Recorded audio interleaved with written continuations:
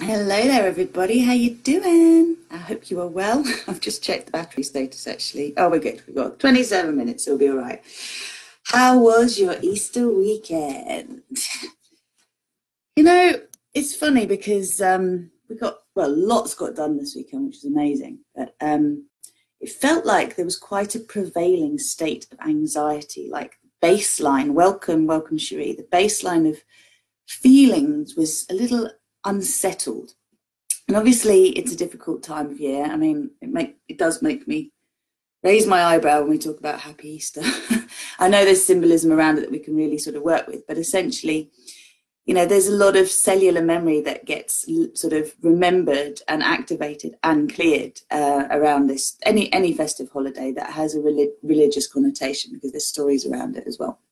And today is actually the anniversary of my mum's passing, so it would have been 10 years from today. And I know that on her birthday, which was in March, I felt very emotional, very, very emotional, because she would have been 70. Today I feel more peace, although I woke up at 4 a.m. and wrote the prayer as it came through. It was just very, very clear, especially those first two lines, which is like, yeah, baby. So it was just a reminder, because you know, we store things in our body until we're ready to release them. And what I've been learning about the liver is it's got lots of little pockets of places that it kind of holds certain types of memories. And my mum had a tumour in her colon and secondary in the liver. So when they took the tumour in the colon out, it all went to her liver. And that's how she was kind of been and gone in 9 months. And my liver's kind of been, you know, going, oi you, and you know, an old saying of mine has been, oh, my liver hates me right now if I've drunk too much, or if I've been, you know, eating too much rich stuff. But I've started to say my liver loves me right now.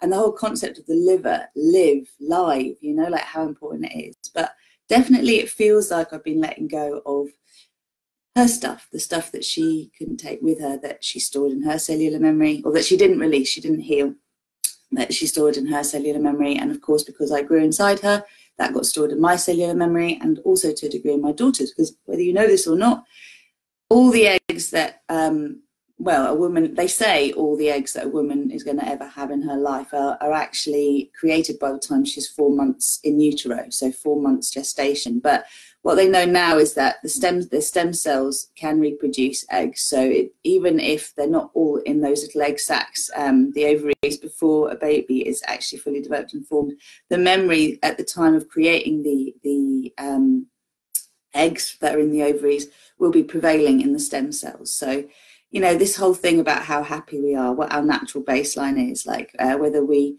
tend to gravitate towards things being wrong in our world and focusing on that, that is how we are, you know, from our time immemorial, we are basically trained to look for what could go wrong and not what could go right. And one of the biggest shifts in our culture in learning to thrive is to actually expect things to go well. So positive expectancy is really important. But, you know, changing conditioning of a lifetime is quite challenging, and many lifetimes. So paying attention to when those baseline emotions that, you know, are ones you don't really want to associate with anymore, but they're bubbling up, that's a clearing. Okay, so use the tools that you have. And I was very, very aware of it this weekend. And actually, as I said, I've kind of come to quite deep peace today. So it's almost like the anticipation of clearing something to be able to receive what this beautiful poem is about. So this is in honour of my lovely mum, late Mary Evans. Good morning, diamonds. I am receiving divine blessings. I am aligning with all that is, and allowing grace and ease to flow through every cell of my being. I am radiating bliss and welcoming all that resonates with this shift to fully reside within me. Ascension is a state of being where love reigns supreme, and choirs of angels sing throughout our universe as it fully harmonizes the hearts of every sentient being, so that balance is optimally achieved. I am letting go of the heavy burden of unprocessed pain I have stored within me. I am full recovery of my natural state of eternal joy and peace. I am that I am. Can you say that to yourself? I am eternal joy and peace. I am eternal joy and peace. And like, how does that feel, rather than I'm terrified of this and terrified of that? you know, that within my family, I've had conversations with lots of different family members from my maternal bloodline particularly, and there is this kind of really strong looking for something terrible to happen. When you look at our ancestry, you know why. But it's like it takes generations. I mean, the American Indian traditions know that it takes 7 generations to really clear a trauma from cellular memory. So it is said that when they're considering what they do next, they consider the impact of 7 generations. It's 7 generations ahead. And I mean, you know, one question we have to ask ourselves, the way things have been to this point, is do we have 7 generations ahead? Not if we carry on with the selfish, greedy, you know, put profit before anything else issue. And that's in sort of capitalism and business. But the thing is, profit in itself is not a bad thing, because you can reinvest it in so many wonderful and ethical enterprises, that we have kind of got a little bit warped about money and about profit and about business, and we're throwing the baby out with the bathwater. And I really want to stand up and speak about that a little bit, because money in itself is just a currency. You know, it's just a currency. It's the energy exchange of gratitude that we currently have on our planet. In itself, it's not bad. What has been done with it is another thing. But that's the same with anything else, you know. I love crystals. I'm currently looking at sourcing crystals and selling them. But like, there is a way to source things ethically, and there's a way to not care about that. You know, it's up to us to decide where our buying power is, what we're going to focus our energy on, and how we're going to direct that. So, you know, in clearing cellular memory, it's very important to remember that we will be attracted to things that trigger that cellular memory. So if you are a bit of a, you know, you love a crime drama, if you love horror films, if you love suspense, if you love any kind of anxiety kick, right, to get your kicks, adrenaline kick to get your kicks. And just remember that this does, you know, trigger the adrenaline can trigger anxiety. Anxiety and excitement are very much on the same, 2 sides of the same swinging pendulum, if you like. So they usually reside in our bellies. And the invitation really is to start to pay attention to what you direct your focus to, because what you focus on grows. So like, be responsible with that. It's not entertainment to watch suffering.